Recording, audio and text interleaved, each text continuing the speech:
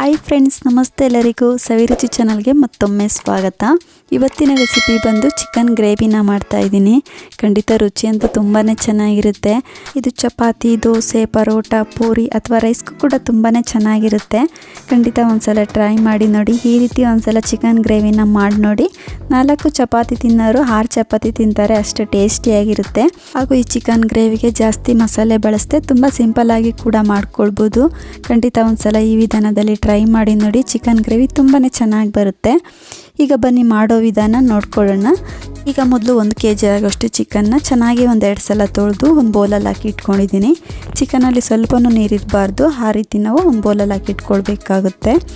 ಈಗ ಇದಕ್ಕೆ ನಾನು ಒಂದು ಚಿಕ್ಕ ಕಪ್ಪಲ್ಲಿ 1 ಕಪ್ ಆಗೋಷ್ಟು ಮೊಸರನ್ನ ಹಾಕ್ಕೊಳ್ತಾ ಇದ್ದೀನಿ. ಅಂದರೆ 1/4 ಲೀಟ್ರ್ ಮೊಸರನ್ನ ಹಾಕ್ಕೊಳ್ತಾ ಇದ್ದೀನಿ.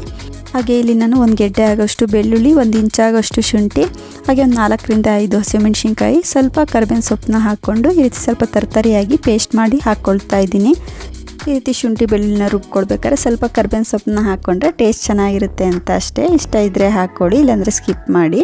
ಹಾಗೆ ರುಚಿಗೆ ತಕ್ಕಷ್ಟು ಉಪ್ಪನ್ನ ಸೇರಿಸ್ಕೊಳ್ತಾ ಇದ್ದೀನಿ. ಹಾಗೆ ಒಂದು ಚಿಕ್ಕ ಸ್ಪೂನಲ್ಲಿ ಒಂದು ಅರ್ಧ ಸ್ಪೂನ್ ಆಗೋಷ್ಟು ಅಡುಗೆ ಅರಿಶಿನ ಹಾಕ್ಕೊಳ್ತಾ ಇದ್ದೀನಿ. ಹಾಗೆ 1 ಸ್ಪೂನ್ ಆಗೋಷ್ಟು ಧನಿಯಾ ಪೌಡ್ರನ್ನ ಹಾಕ್ಕೊಳ್ತಾ ಇದ್ದೀನಿ. ಹಾಗೆ ಒಂದು ಅರ್ಧ ಸ್ಪೂನ್ ಆಗೋಷ್ಟು ಖಾರದ ಪುಡಿನ ಹಾಕ್ಕೊಳ್ತಾ ಇದ್ದೀನಿ. ನಾವು ಶುಂಠಿ ಬೆಳ್ಳುಳ್ಳಿನ ರುಬ್ಕೊಳ್ಬೇಕಾದ್ರೆ ಸ್ವಲ್ಪ ಹಸಿಮೆಣ್ಸಿನ್ಕಾಯಿನ ಹಾಕ್ಕೊಂಡಿರ್ತೀವಿ ಅಲ್ವಾ, ನಿಮಗೆ ಖಾರಕ್ಕೆ ಎಷ್ಟು ಬೇಕೋ ನೋಡಿ ಖಾರದ ಪುಡಿನ ಸೇರಿಸ್ಕೊಳ್ಬೋದು. ಹಾಗೆ 1 ಸ್ಪೂನ್ ಆಗೋಷ್ಟು ಎಣ್ಣೆನ ಹಾಕ್ಕೊಳ್ತಾ ಇದ್ದೀನಿ. ಈ ರೀತಿ ಕಂಪ್ಲೀಟಾಗಿ ಸೇರಿಸ್ಕೊಂಡು ಮೊಸರು ಮಸಾಲೆಯಲ್ಲಿ ಚಿಕನ್ನ ಚೆನ್ನಾಗಿ ಮಿಕ್ಸ್ ಮಾಡ್ಕೊಳ್ಳೋಣ. ಈ ರೀತಿ ಮೊಸರಲ್ಲೇ ಚಿಕನ್ನ ಚೆನ್ನಾಗಿ ಮಿಕ್ಸ್ ಮಾಡಿ ಇಡೋದ್ರಿಂದ ಚಿಕನ್ನ ಸಾಫ್ಟಾಗೂ ಬರುತ್ತೆ, ಹಾಗೂ ತುಂಬ ಟೇಸ್ಟಿಯಾಗಿ ಕೂಡ ಬರುತ್ತೆ. ಹಾಗಾಗಿ ಈ ರೀತಿ ಕಂಪ್ಲೀಟಾಗಿ ಮಿಕ್ಸ್ ಮಾಡ್ಕೊಳ್ಳೋಣ. ಕಂಪ್ಲೀಟಾಗಿ ಮಿಕ್ಸ್ ಮಾಡಿಕೊಂಡು ಈಗ ಮೊಸರು ಮಸಾಲೆ ಎಲ್ಲ ಚಿಕನ್ನು ಒಂದು ಅರ್ಧ ಗಂಟೆ ಚೆನ್ನಾಗಿ ನೆನೆಯಬೇಕು. ಹಾಗಾಗಿ ಒಂದು ಪ್ಲೇಟ್ ಮುಚ್ಚಿ ಸೈಡಲ್ಲಿ ಎತ್ತಿಟ್ಕೊಳ್ತಾ ಇದ್ದೀನಿ. ನಿಮಗೆ ಟೈಮ್ ಇತ್ತು ಅಂದರೆ 1 ಅವರ್ ಕೂಡ ಇಟ್ಕೊಳ್ಬೋದು. ಈಗ ನೋಡಿ, ನಾನೊಂದು ಅರ್ಧ ಗಂಟೆ ಚಿಕನ್ನ ಮ್ಯಾರಿನೇಟ್ ಮಾಡಿ ಇಟ್ಕೊಂಡಿರೋದಾಗಿದೆ. ಈ ರೀತಿ ಚಿಕನ್ನು ಮಸಾಲೆಯಲ್ಲಿ ಚೆನ್ನಾಗಿ ನೆಂದಿದೆ. ನಿಮ್ಗೇನಾದರೂ ಟೈಮ್ ಇತ್ತು ಅಂದರೆ ಚಿಕನ್ನ ಇನ್ನೂ 1 ಗಂಟೆ ಮ್ಯಾರಿನೇಟ್ ಮಾಡಿ ಇಟ್ಕೊಳ್ಬೋದು. ಮೊಸರಲ್ಲಿ ಈ ರೀತಿ ಚಿಕನ್ ನೆಂದಷ್ಟು ಚಿಕನ್ ಗ್ರೇವಿ ತುಂಬಾ ಚೆನ್ನಾಗಿ ಬರುತ್ತೆ. ಇದಿಷ್ಟ ಆದರೆ ಸಾಕು. ಇದನ್ನ ಸೈಡಲ್ಲಿ ಎತ್ತಿಟ್ಕೊಂಡು ಈಗ ಗ್ಯಾಸ್ ಮೇಲೆ ಒಂದು ಕಡಾಯಿನ ಬಿಸಿ ಇಟ್ಕೊಂಡು ಇದಕ್ಕೆ ಒಂದು 3 ಸ್ಪೂನ್ ಆಗೋಷ್ಟು ಎಣ್ಣೆನ ಹಾಕ್ಕೊಳ್ತಾ ಇದ್ದೀನಿ. ಎಣ್ಣೆ ಈ ರೀತಿ ಸ್ವಲ್ಪ ಬಿಸಿಯಾದ ನಂತರ 1-2 ಮೀಡಿಯಮ್ ಸೈಜ್ ಈರುಳ್ಳಿನ ಕಟ್ ಮಾಡಿ ಹಾಕ್ಕೊಳ್ತಾ ಇದ್ದೀನಿ. ನಾವು ಈ ಚಿಕನ್ ಗ್ರೇವಿಗೆ ಈರುಳ್ಳಿ ಅಥವಾ ಯಾವುದೇ ರೀತಿಯ ಮಸಾಲೆನ ರುಬ್ಕೊಳ್ಳೋ ಅವಶ್ಯಕತೆಯೇ ಇಲ್ಲ. ತುಂಬ ಸಿಂಪಲ್ಲಾಗಿ ಕೂಡ ಮಾಡ್ಕೊಳ್ಬೋದು, ರುಚಿನೂ ಕೂಡ ತುಂಬಾ ಚೆನ್ನಾಗಿರುತ್ತೆ. ಹಾಗೆ ಸ್ವಲ್ಪ ಹಸಿ ಕರಿಬೇವಿನ ಸೊಪ್ಪನ್ನ ಸೇರಿಸ್ಕೊಂಡು ಈರುಳ್ಳಿನ ಎಣ್ಣೆಯಲ್ಲಿ ಚೆನ್ನಾಗಿ ಸ್ವಲ್ಪ ಫ್ರೈ ಮಾಡ್ಕೊಳ್ಳೋಣ. ಈಗ ನೋಡಿ, ಈರುಳ್ಳಿನ ಈ ರೀತಿ ಚೆನ್ನಾಗಿ ಫ್ರೈ ಮಾಡ್ಕೊಂಡಿರೋದಾಗಿದೆ. ಈರುಳ್ಳಿ ಕಲರ್ ಕೂಡ ಈ ರೀತಿ ಚೇಂಜ್ ಆಗ್ತಾ ಬರ್ತಾ ಇದೆ. ಇದಿಷ್ಟ ಆದರೆ ಸಾಕು. ಈಗ ನಾವು ಆವಾಗಲೇ ಮ್ಯಾರಿನೇಟ್ ಮಾಡಿ ಇಟ್ಕೊಂಡಿದ್ವಿ ನೋಡಿ, ಚಿಕನ್ನ ಸೇರಿಸ್ಕೊಳ್ಳೋಣ. ಈ ರೀತಿ ಕಂಪ್ಲೀಟಾಗಿ ಚಿಕನ್ನ ಸೇರಿಸ್ಕೊಂಡು ಈಗ ಎಣ್ಣೆಯಲ್ಲೇ ಚಿಕನ್ನ ಚೆನ್ನಾಗಿ ಮಿಕ್ಸ್ ಮಾಡ್ಕೊಳ್ಳೋಣ. ಈ ರೀತಿ ಕಂಪ್ಲೀಟಾಗಿ ಮಿಕ್ಸ್ ಮಾಡ್ಕೊಂಡಿರೋದಾಗಿದೆ. ನಾವು ಉಪ್ಪು ಹಾಕಿರೋದ್ರಿಂದ ಚಿಕನಲ್ಲಿ ನೀರು ಬಿಟ್ಕೊಳ್ಳುತ್ತೆ.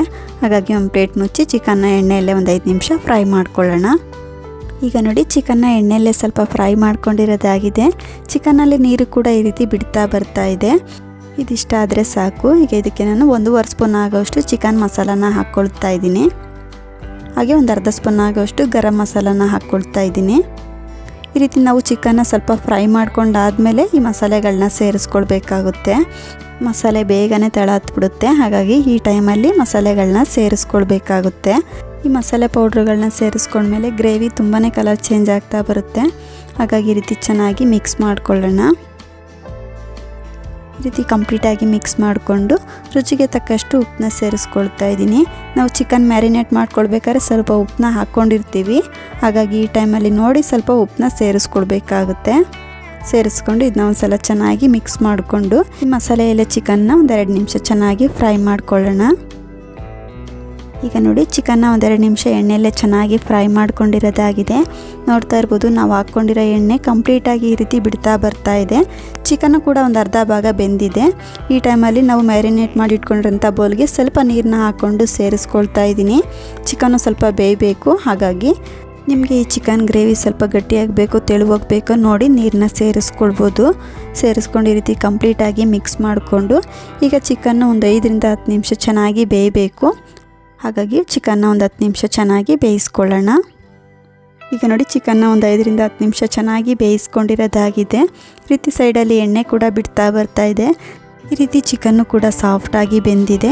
ಈಗ ಕೊನೆಯದಾಗಿ ಸಣ್ಣದಾಗಿ ಕಟ್ ಮಾಡಿರುವಂಥ ಸ್ವಲ್ಪ ಕೊತ್ತಂಬರಿ ಸೊಪ್ಪು ಹಾಗೆ ಸ್ವಲ್ಪ ನಿಂಬೆ ರಸನ ಸೇರಿಸ್ಕೊಂಡ್ರೆ ತುಂಬಾ ಸೂಪರಾದಂಥ ಚಿಕನ್ ಗ್ರೇವಿ ರೆಡಿನೇ ಆಗೋಗ್ಬಿಡುತ್ತೆ. ಇದು ಚಪಾತಿ, ದೋಸೆ, ಪರೋಟ, ಪೂರಿ ಅಥವಾ ರೈಸ್ಗೂ ಕೂಡ ತುಂಬಾ ಚೆನ್ನಾಗಿರುತ್ತೆ ಫ್ರೆಂಡ್ಸ್. ಖಂಡಿತ ಒಂದ್ಸಲ ಟ್ರೈ ಮಾಡಿ ನೋಡಿ. ಖಂಡಿತ ಒಂದ್ಸಲ ಈ ರೀತಿ ಚಿಕನ್ ಗ್ರೇವಿನ ಮಾಡಿ ನೋಡಿ. ನಿಮ್ಗೆ ಹೇಗೆ ಬಂತು ಅಂತ ಮಿಸ್ ಮಾಡದೆ ಕಮೆಂಟ್ ಮಾಡಿ ತಿಳಿಸಿ.